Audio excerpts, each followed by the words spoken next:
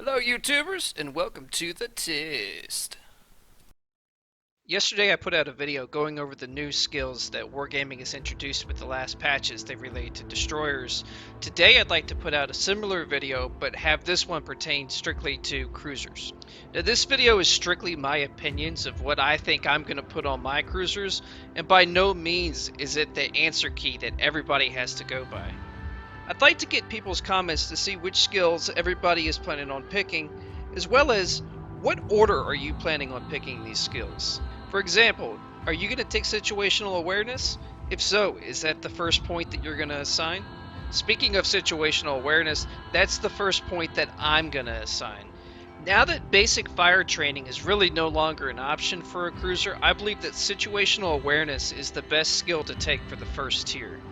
The second skill that I plan on picking up is Expert Marksman. A lot of the cruisers out there have slow turret traverse, and the more you can help that turret, the better.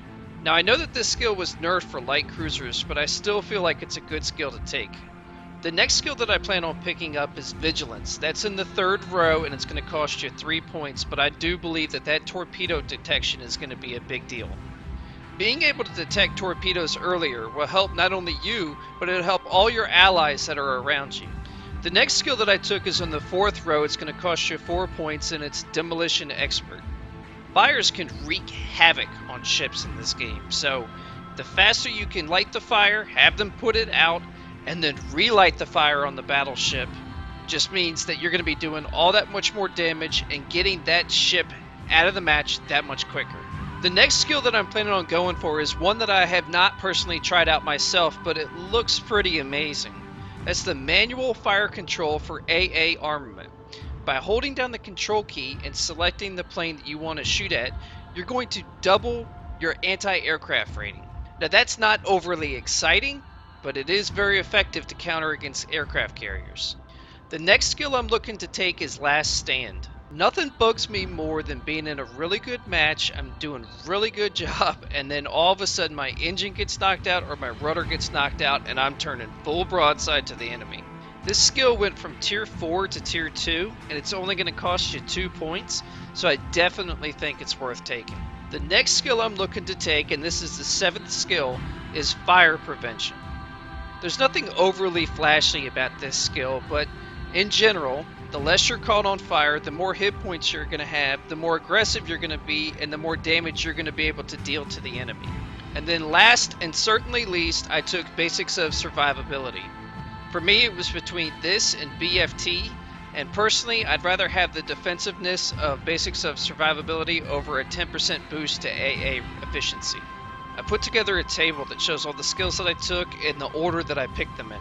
This table assumes that you have a 19-point captain, although I don't think it's very likely that many people have a 19-point captain.